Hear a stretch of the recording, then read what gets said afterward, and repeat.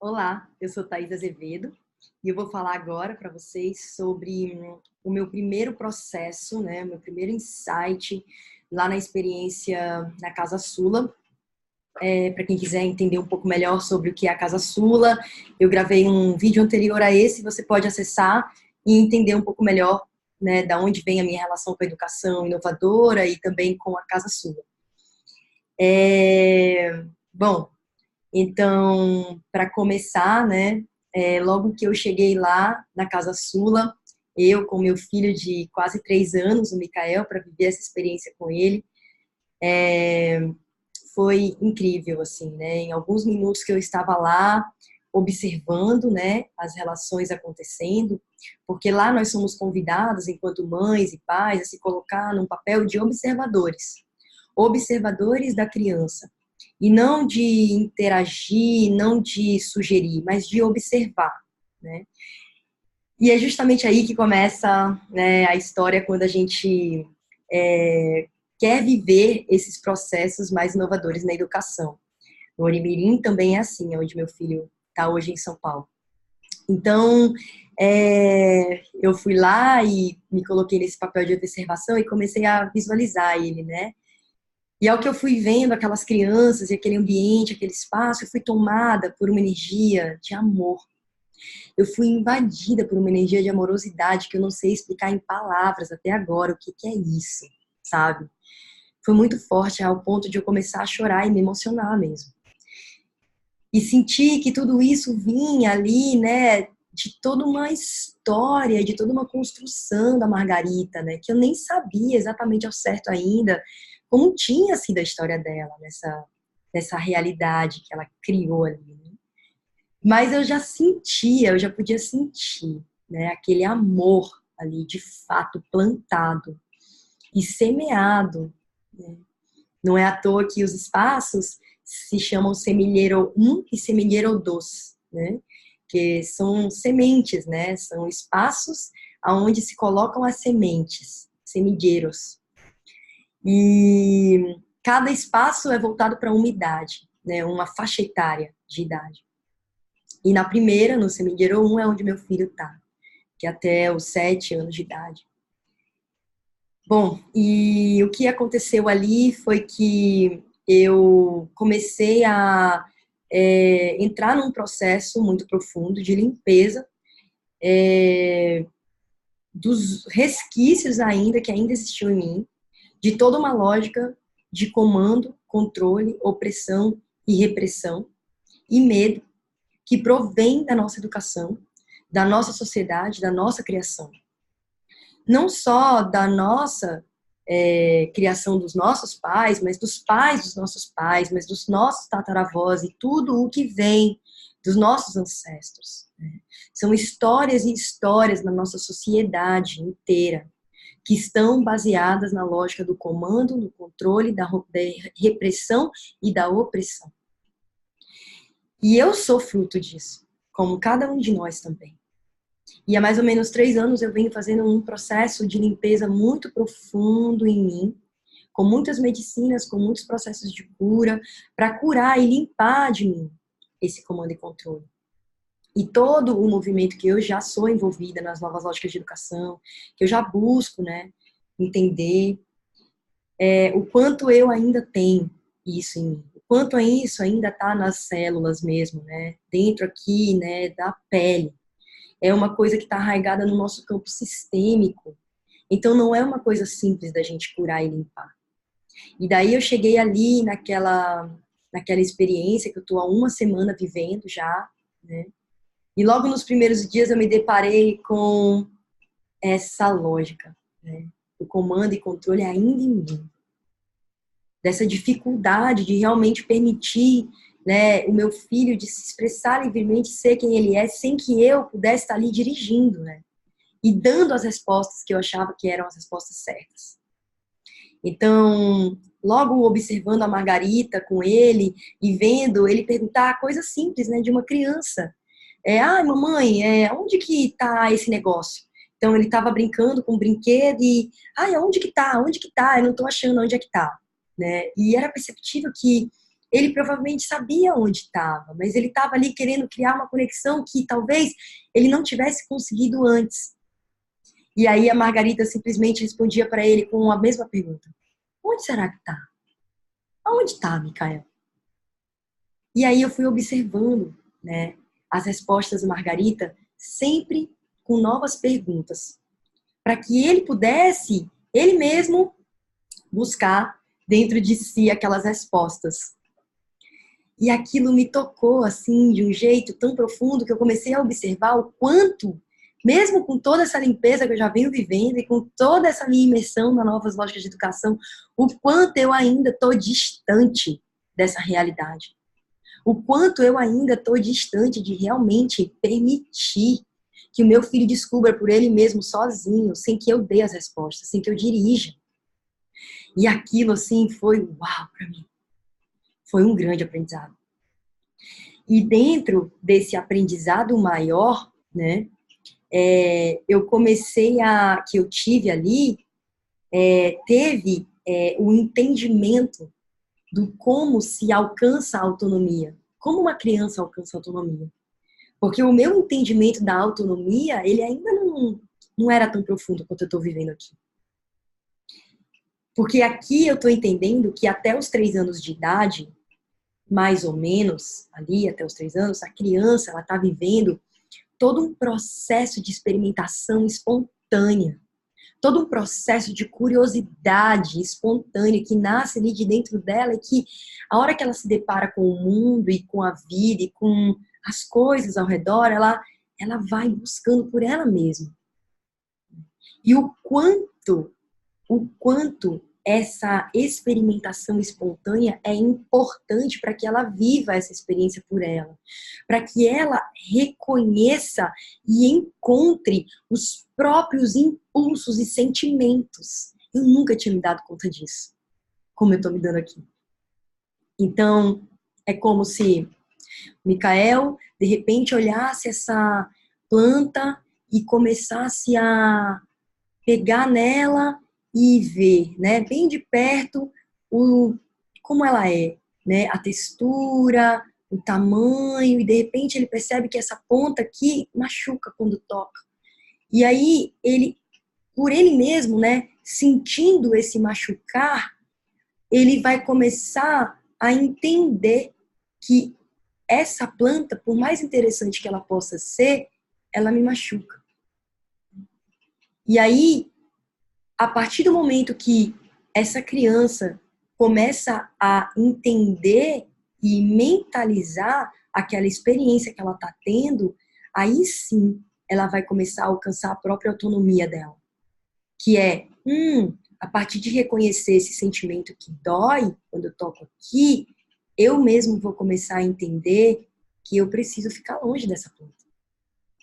Eu preciso ficar longe dela, em tocar ela assim. Eu posso até tocar nela de outro jeito, mas assim não. Assim me machuca. E aí eu tomo, enquanto criança, essa escolha por mim. E isso é autonomia. A autonomia é um processo já mentalizado ali na frente. Que para eu conseguir chegar nisso, eu preciso ter me permitido viver as minhas experimentações espontâneas do mundo.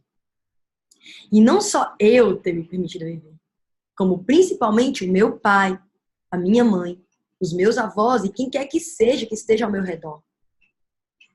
Então, o que nós estamos acostumados a fazer, o que nós estamos acostumados a ver no nosso dia a dia. Pais, mães, avós, avós, toda uma história em volta dessa criança, todo um grupo de pessoas em volta dessa criança que estão dizendo para ela o que é melhor ela fazer. O que é melhor e o que não é melhor. Né? E a criança ali vivendo aquela experiência, e de repente ela está andando, né, do lado da mãe, do pai, no parque, e ela para observar uma coisa, e o pai e a mãe estão indo embora, e eles estão querendo ir embora. Né? E eles vão lá e tiram a criança daquele movimento de observação e experimentação daquela realidade que ela está vivendo ali. De um jeito bruto, de um jeito brusco, de um jeito rápido, de um jeito, sabe, tipo, que não respeita aquele processo de experimentação. Ou eu vou lá e falo, Olha, meu filho, não brinca aí nesse brinquedo, não. Vamos brincar aqui nesse balanço que é mais legal. Vem aqui no balanço que eu vou te balançar. E aí a criança que está tentando ter aquela experiência espontânea por parte dela, ela vai viver o balanço que o pai chamou, que a mãe chamou. E de repente ela fica confusa. Puxa, mas então aquilo que eu estava querendo e estava quase chegando não é tão legal assim, né? Porque o que o meu pai e minha mãe, que são as pessoas que eu mais amo nesse mundo, estão me dizendo que é mais legal é aquele balanço. Uau, então eu vou acreditar neles. Porque a única coisa que eu tenho aqui agora são eles, né? Então eu vou acreditar que aquela é a minha verdade. E aí eu tô criando adultos mega confusos. Hoje, o que mais a gente está vendo, na minha geração, e eu posso falar, são pessoas que não sabem o que querem. Pessoas muito confusas. Pessoas que não estão entendendo nada do que está acontecendo com elas mesmas e nem com o mundo. E como que essas pessoas chegaram até aqui? Como? O que que fez essas pessoas chegarem até aqui, gente? Esses 3 primeiros anos da vida de uma criança, eles podem mudar toda uma realidade de uma história. Isso é muito profundo. Vocês imaginam o que é uma criança não conseguir, desde até os 3 anos, poder reconhecer os seus próprios impulsos e emoções? Porque o tempo todo tem um adulto ali do lado, direcionando, tirando ela daquela situação. Daquele momento onde ela pega a comida na mão e ela brinca e ela quer experimentar. E ela quer tocar e ela quer sentir aquela textura. E ela quer brincar com aquelas texturas e ela quer se experimentar. E eu não deixo. Ela não pode, porque vai sujar. Porque vai fazer sujeira. Porque eu não tenho tempo para limpar. Porque eu não tô com saco para fazer isso. Então, tudo o que a gente vai construindo em torno dessa criança, todas as barreiras, para que ela deixe de ser quem ela é, para que ela deixe de encontrar quem ela mesma é. Em todo esse processo, os 3 anos de idade dela, né? Até ela começar a encontrar essa autonomia mentalizada, esse lugar do pensar mental, né? Para que ela comece a tomar as decisões por ela. Então, se desde lá eu não deixo que ela tome as decisões por ela, se desde lá eu começo a influenciar essa criança a tudo o que ela tem que fazer, deixar de fazer, o que ela tem que brincar, tal e tudo, né? Ela nunca vai conseguir fazer as escolhas por ela mesma na vida. Porque essa criança se perdeu da própria autonomia. Então, isso é muito lindo, né? Assim, e de repente, eu enquanto mãe, ou um pai, né, enquanto pai, um vô enquanto vô, uma avó enquanto avó, nesse lugar do não possibilitar esse campo de experiência espontânea dessa criança, se coloca num lugar de dirigir essa criança. Então, ali tem um adulto que está dirigindo aquele ser e que está levando aquele ser para se tornar esse adulto confuso lá na frente. E depois a gente não sabe o que fez isso acontecer. Não é mesmo? Então, isso foi para mim, foi um grande aprendizado, sabe? Um grande aprendizado profundo, que me levou a perceber em mim o quanto eu ainda tenho que mudar. E o quanto, até os quase 3 anos do Micael, eu ainda fiz errado. O quanto eu ainda errei no meu processo. Né? E esse errar, assim, com compaixão no coração. Tá tudo bem. Né? Não é um errar de julgamento. Não estou aqui me autoflagelando. Pelo contrário, eu estou aqui olhando para o que eu fiz no passado e entendendo agora o que me cabe fazer. O que eu posso fazer no aqui e no agora, para que meu filho possa ser essa pessoa, esse ser livre. Né? Para que eu não possa ser a primeira barreira do sistema para o meu filho ser quem ele é. Então, o que me cabe hoje, e o motivo pelo qual eu comecei a gravar esses vídeos, é porque Eu não só quero contar para as pessoas, para o mundo, tudo isso que eu estou vivendo, mas em primeiro lugar, eu quero que os avós do meu filho possam entender tudo isso. Eu quero que o pai dele e todos os tios e todos os padrinhos e todo mundo que está ao redor do meu filho possa dar as mãos junto comigo para conseguir começar a cuidar, criar todo um campo de segurança em torno dele. Todo um campo de liberdade de expressão do ser dele, para que ele possa ser quem ele é. E esse espaço sagrado, ele só pode ser construído coletivamente. Que tudo bem, eu posso até começar a fazer sozinha na minha casa, né? Como eu venho fazendo já ainda há pouco e quero fazer mais. Mas se eu tenho um grupo de pessoas comprometido, né, a cuidar desse campo de segurança em torno dele e criar esse contexto com esse entendimento mais profundo do que é o Mikael poder expressar a curiosidade dele espontânea no aqui e agora, cuidando sim da segurança da criança e entendendo que segurança, gente, segurança é a criança não correr risco de vida. Pular de um prédio é correr um risco de vida. Poder enfiar uma faca dentro de si mesma é um risco de vida, é claro. Mas uma criança que está ali numa descoberta profunda dela com ela mesma, ela está experimentando, ela está sentindo, ela não vai se enfiar uma faca.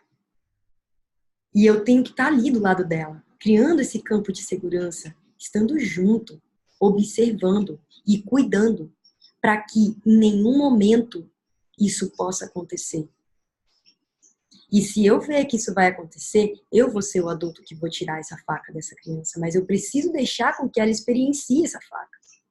Porque o meu filho hoje, com 2 anos e 9 meses, ele corta uma cenoura na casa sua, com uma faca de serrinha.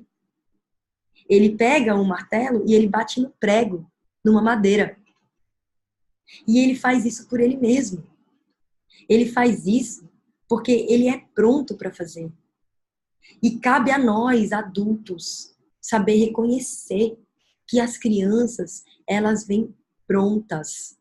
Elas vêm com tudo que elas precisam para expressar o ser delas com toda a liberdade. E nós só precisamos estar aqui para trazer esse campo de segurança. Esse lugar de cuidado e atenção. E amor, que é tudo que elas precisam. Cuidado, atenção e amor. E isso é o oposto de medo, opressão, repressão. Isso é o oposto de comando e controle. São coisas muito diferentes, gente. E a linha é muito tênue. Quando a gente vê, a gente escapou. A gente caiu para o outro lado e não percebeu. A linha é muito tênue. Então eu posso dizer que eu vou ensinar o meu filho a descer uma escada segurando no corrimão, porque é assim que ele tem que descer. Né? E eu tô achando que eu tô cuidando da segurança dele. Sendo que ele tem toda uma energia e uma desenvoltura no próprio corpo dele de subir essa escada, sabe? Do jeito dele. Sem cair. Porque ele é esse ser capaz. E eu confio. E de repente, quando eu estou dizendo para ele, não, porque você tem que segurar o corrimão, porque é assim que você desce uma escada, eu estou pondo nele os meus óculos, do mundo que eu acredito, da forma como eu acredito, e eu estou dirigindo ele a achar que é assim que funciona. Sendo que eu posso estar ali do lado, amparando e cuidando, indo na frente, quando ele desce, indo atrás quando ele sobe, para que nada possa vir a acontecer de ruim para ele, mas sem precisar falar. Porque uma outra coisa que para mim ficou muito clara ali, naquele processo, é o quão menos a gente fala enquanto adultos, mais a criança pode se experimentar por si mesma. O quão menos a gente fala, menos a gente dirige. E até os 3 anos, a criança só quer experimentar o mundo pelo sentir. Menos fala, menos mental e mais sentir. E o que a gente costuma fazer? Começa a tentar ensinar inglês, começa a tentar falar e contar um monte de coisa e explicar todas as palavras do mundo e explicar a forma certa de falar e querer que as crianças estejam falando muito bem até os 3 anos, né? Que isso, né? Que pressão, que pressão. Eu aprendi ali na Casa Sula que menos é mais nessa comunicação.